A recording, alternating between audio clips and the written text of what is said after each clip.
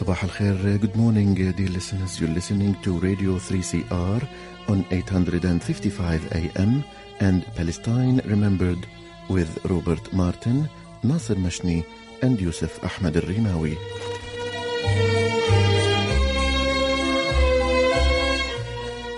Palestine Remembered is Australia's only English language radio program that is totally dedicated to Palestine.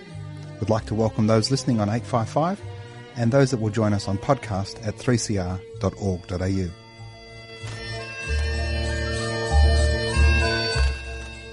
Thanks for joining us. Stay with us and enjoy the episode.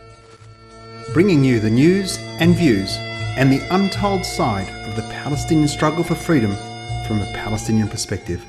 Good morning, ladies and gentlemen, and welcome to another episode of Palestine Remembered. This morning I have the distinct honour of introducing you to a dear friend who's been on the show before, a good friend of the show, Honorary Associate Professor Peter Slezak, who is a professor in history and philosophy at the University of New South Wales.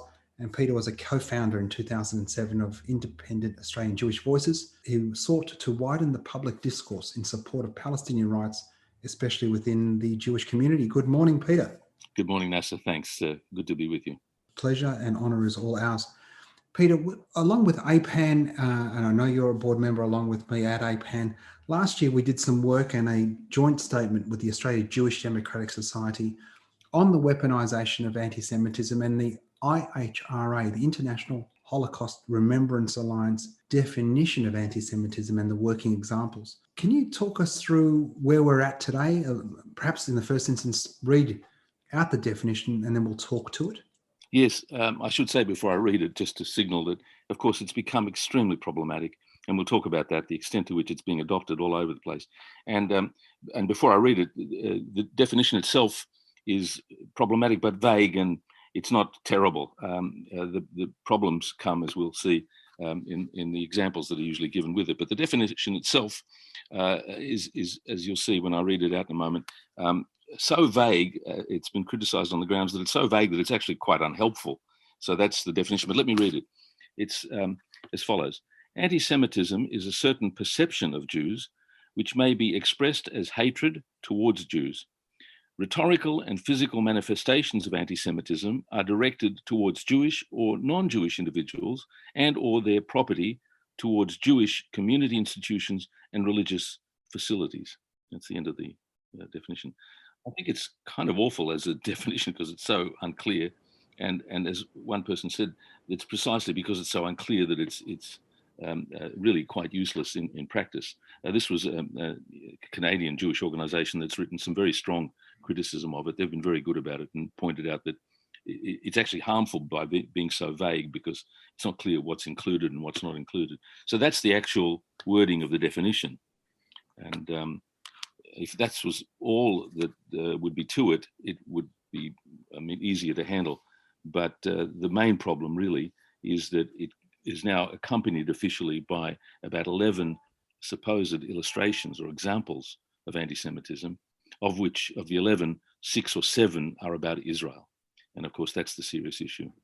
And we can talk about the specifics. I can give you a couple of those examples to talk about them. But I think so, Peter. The basis of which in those working examples, the challenge is the conflation between the legitimate criticisms of the actions of the State of Israel and anti-Semitism. I mean, it's not anti-Semitic to criticize the siege of Gaza and 2 million people. Exactly. And keep them under siege for 15 years. Exactly. It's anti-Semitic if you say it's the fault of all Jews worldwide that the State of Israel does that. Well, that's more complicated too. That's a simple definition. Well, that's right. There's a grey area, and I think you're right. I mean, the interesting point about the illustration that you just gave and all the others, the defenders of the definition, as recently the director of the Executive Council Australian Jewry in an article saying that there's no alternative to the definition, it's very revealing that they don't mention a single problem or crime or that Israel is committing, so that if you don't mention all of the really legitimate grounds that you might have to complain about Israel, you might think, well, why else would anybody be critical besides being an anti-Semite? And they scrupulously omit all of the, litany of serious violations of human rights and crimes against humanity and everything else. Now, if you don't mention any of those, the ordinary person might think, oh, yes, of course it's anti-Semitic. But that's a trick to avoid talking about, as you and I know well, the vast grounds for serious criticism of Israel. In fact, one of the examples that are given is that calling Israel a racist endeavor, or Zionism a racist endeavor, is meant to be anti-Semitic. But, you have to be completely ignorant of the current and recent events when Israel actually passes this nation state law, which declares that Israel is the state of the Jewish people, which is a Jewish supremacist, racist declaration now built into the essentially constitution of Israel. So, and of course, Israel's own human rights organization, B'Tselem, has now remarkably come out and said that Israel is a Jewish supremacist state from the Jordan to the river, not just in the West Bank or Gaza, but Israel itself proper. It's an apartheid state. So now here we have a definition of anti-Semitism that's supposed to, regard those sorts of statements as anti-Semitic. It's just untenable. And that's why the whole definition and the working definition is so pernicious and harmful for us who are trying to stand up for human rights and the Palestinian cause. We should speak to that just very quickly, to B'Tselem and just who they are. The reality is B'Tselem is Israel's biggest, most internationally renowned human rights organization, an organization that the State Department of the United States has used many times within policy formation, et cetera, with respect to Israel. Yeah.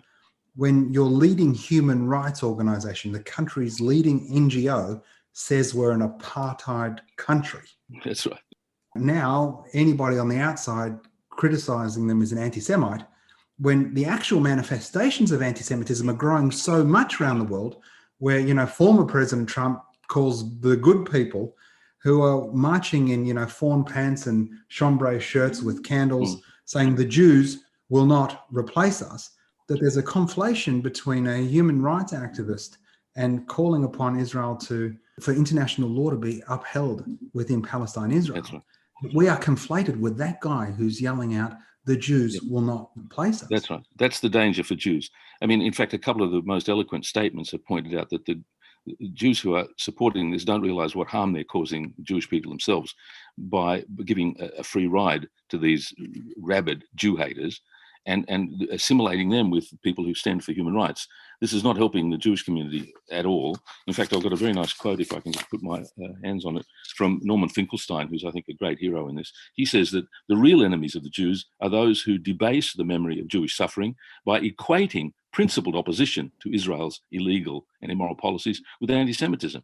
They're doing more harm to the Jewish cause by really giving a free kick to the real anti-Semites. Nobody, arguably, there's been a huge move, the cancel culture that has been happening around Palestine for many years now, but very few have suffered the way he's suffered from the weaponization of Palestinian solidarity.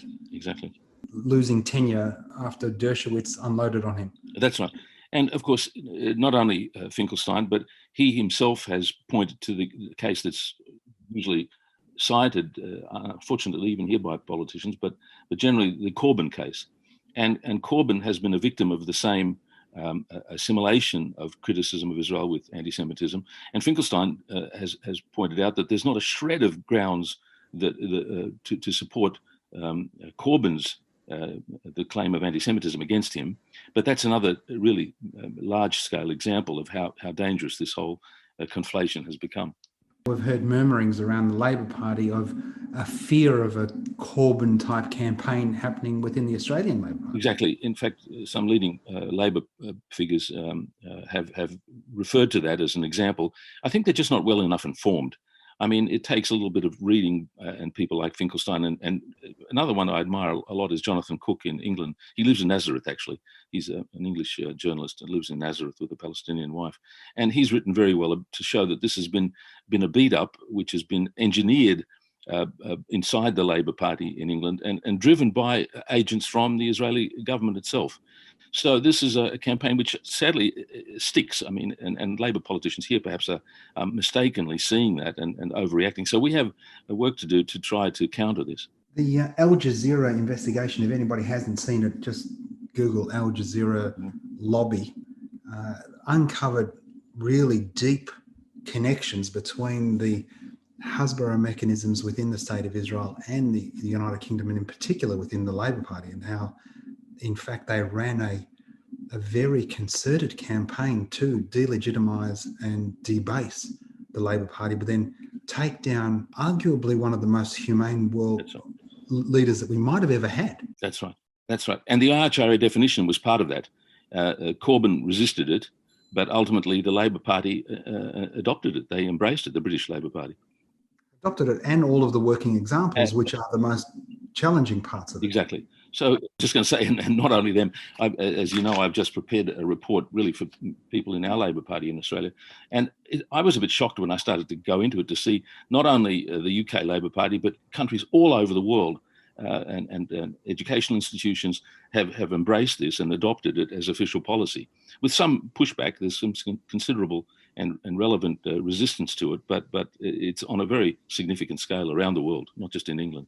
The thing about it is being adopted not just at government level, but also within levels of bureaucracy and schools, etc. Yes, exactly. Universities, a handful of universities have adopted it. In fact, in some cases, I think in England, the funding of universities is contingent on whether they officially embrace this definition. So it's I mean, in America, one of the, as far as I can tell, not quite so many universities have taken it on, and other institutions, partly because they have their First Amendment and protected speech, and these provisions and the criticism of BDS and so on, they violate the United States First Amendment to the Constitution, which permits free speech, protects certain kinds of speech, and other places don't have that. We certainly don't have it, so it makes it much harder for us to fight against it.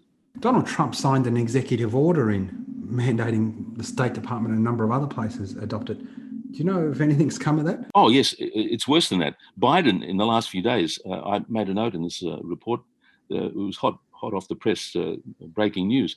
The Biden administration has now officially endorsed it, embraced it. So it's official policy in the United States now. If I can put my hands on it, here, I'll just read it out. There's an article on it. The United States Department of State has now used the working definition along with examples of anti-Semitism since 2010. And the news item said, the Secretary of State, Tony Blinken, wrote that the Biden administration enthusiastically embraces the International Holocaust Remembrance Alliance's working definition, including its full list of examples. That's the US right now.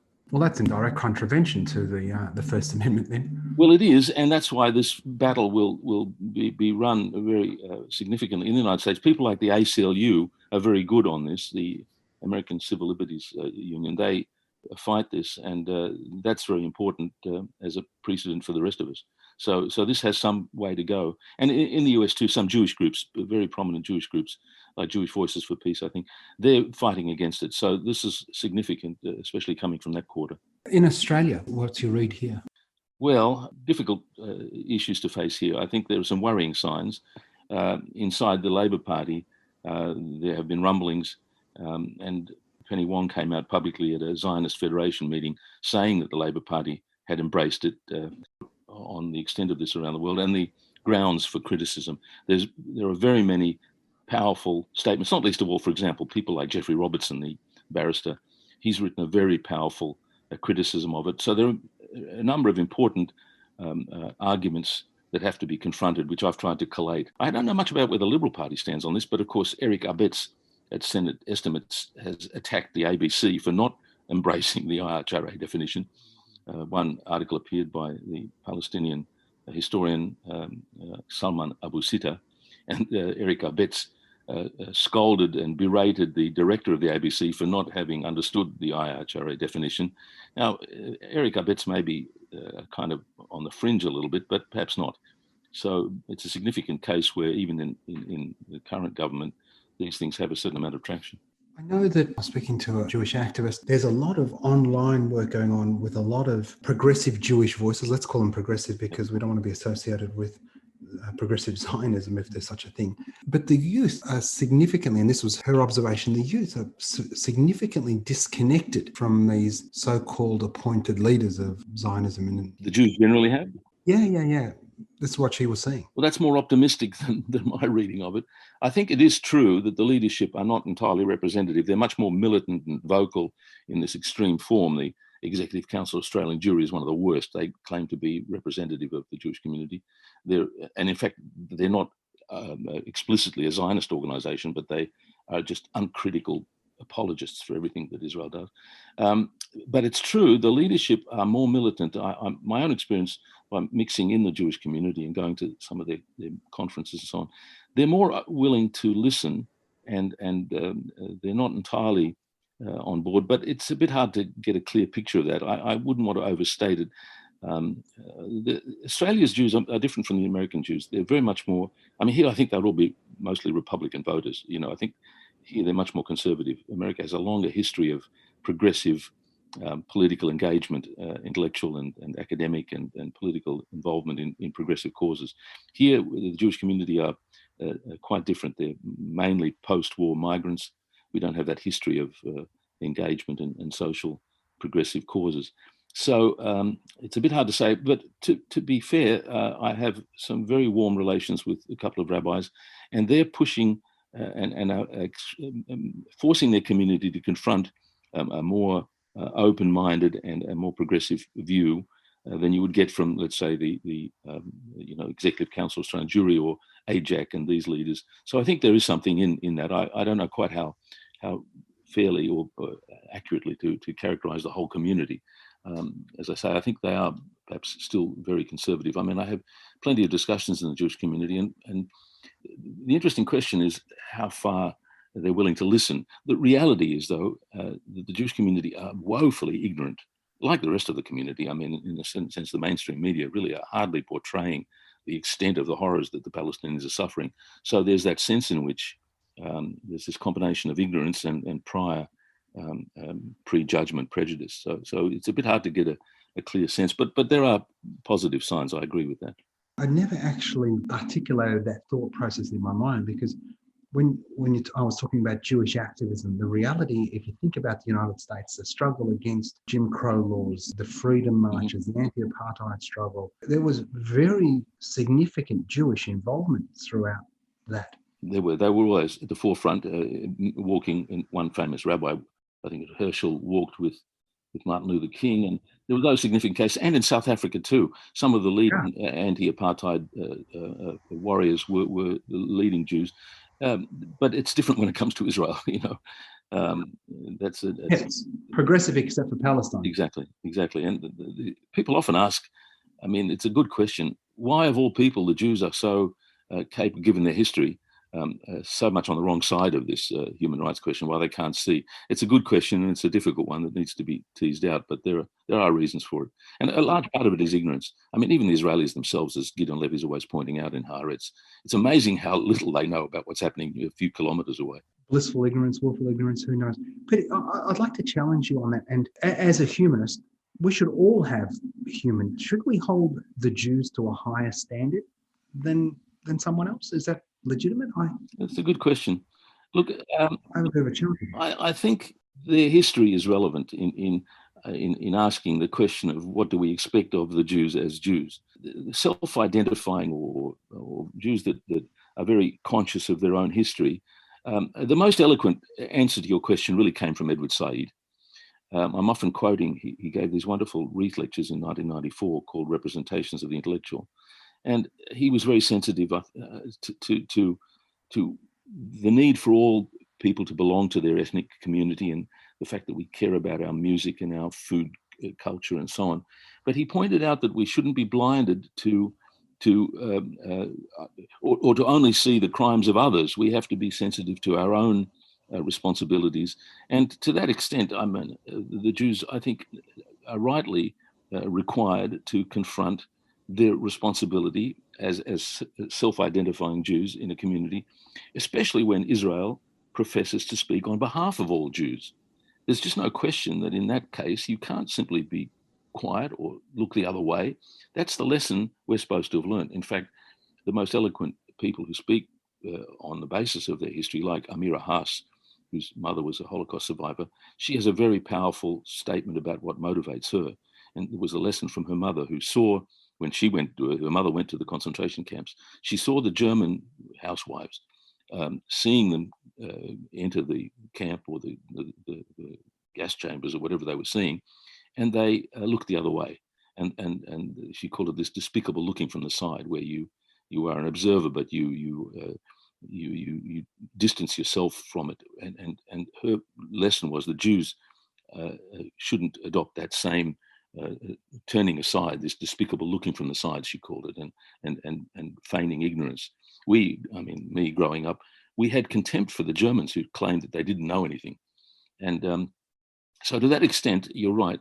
There is, I think, a responsibility for Jews as Jews to not remain silent and not look the other way. Of course, that's true for everybody when it comes to their own responsibility. Chomsky is also very eloquent about this. People are often belly aching about the crimes of other people, the Chinese or the Russians or somebody else.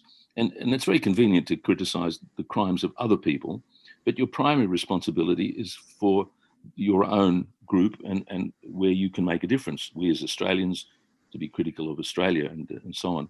And so your question's a fair one, and I think it's a telling one where Jews pretend that they don't have some special... I mean, for example, one of the interesting criticisms, your question leads to an interesting point. People often say, why are you so obsessed with Israel? Why don't you, criticize everybody else in the world? Which there's something in that. Of course, one should be critical of others, but you don't have you don't have a symmetry in relation to other crimes. You have a particular capacity to make a difference when it comes to your own group. And so that's the obvious answer to that question. And it applies in this case, given the really appalling extent of the crimes for which Israel is responsible on behalf of all Jews, especially the leadership. They so scrupulously avoid even hinting at anything that Israel does. It's quite systematic. They simply won't say anything, no matter how bad it is that Israel behaves in terms of its crimes. So yes, I think you're making a very powerful point. Thanks for that, Peter. I appreciate your insight as a Jewish person, and also, Amira Haas and Chomsky, some fabulous people, and drawing in Edward Said. I don't want to exceptionalize the Jewish people that they should be A, more humane, or B, give everybody a leave pass and say you don't have to be as humane as the Jewish person that you think should be more humane. As humans, we all owe a collective responsibility to the pain and anguish of us all. That's right. And wherever that might be. Now, I'm not exceptionalizing Israel when I criticize it, because, my own personal circumstances are because of Zionism, because of the ethnic cleansing of my father from his ancestral home, etc. That's right. Well, you're on the other side because you're on the victim side. I'm on the perpetrator's side, and that makes us both involved in quite different ways. Peter, one of the challenges for a Palestinian on the outside, and it's so important to understand just how painful anti-Semitism is and how it's at the root of so much pain and misery throughout time, is to understand that those people that are anti-Semitic, in fact, hate everybody, blacks, gays, Jews, trans. I mean, they've got a litany of people on their list. If you're not blue-eyed, blonde, and 6 feet tall, we're not really sure if you're on our team.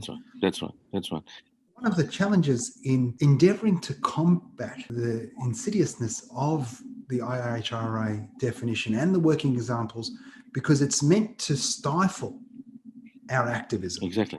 Is that as a Palestinian, we're having to find space to get our narrative in there. I mean, so often we hear about Palestine spoken by whether it's Jewish people or white blokes in suits. Very rarely is an articulate Palestinian given the opportunity. And there are plenty of them. It's not like there aren't any of them. We can round up a few, and we've got some fantastic women I'd like to nominate. That's right. But here we are within that IHRA space, the weaponization of anti-Semitism, where Palestinians denied the chance of a Palestinian getting a voice that isn't cast as, here's proof why we need it. That's right. But of course, the Palestinians have been demonized even before that as terrorists, and that whole Edward Said again wrote a wonderful book about. It was called Covering Islam, how Arabs and Muslims in particular are subject to the worst stereotypes and racial prejudice. And so that is part of it, which is taking a long time to undo. And the Jews are playing on those sorts of stereotypes to condemn any Palestinian voices as inevitably based on Jew hatred. So you're right, this is a very difficult thing. And that's why I think, to go back to your earlier point, we on the Jewish side have to stand up and be counted and resist this, because you and Palestinians deserve to speak from their point of view and from what they're suffering. And there's no shortage of eloquent voices. But of course, this is by design. It, as you rightly say, it's to suppress and dismiss voices coming from, in this case, the side of the victims, so that we don't have to take them seriously. If you can condemn them in some prejudicial way as anti-Semitic or as terrorists or supporting terrorism, then you don't listen. You don't have to pay attention to what they actually say. I often make a joke about this. I often say, okay, so I'm anti-Semitic or I'm a self-hating Jew. Now listen to what I'm telling you. The question is whether it's true or not. It doesn't matter. This is a trick. By dismissing people in some sort of stereotype, it spares people from listening to what they're saying. I often say too, one other philosopher put it nicely, don't look at my hand or my finger, look where it's pointing.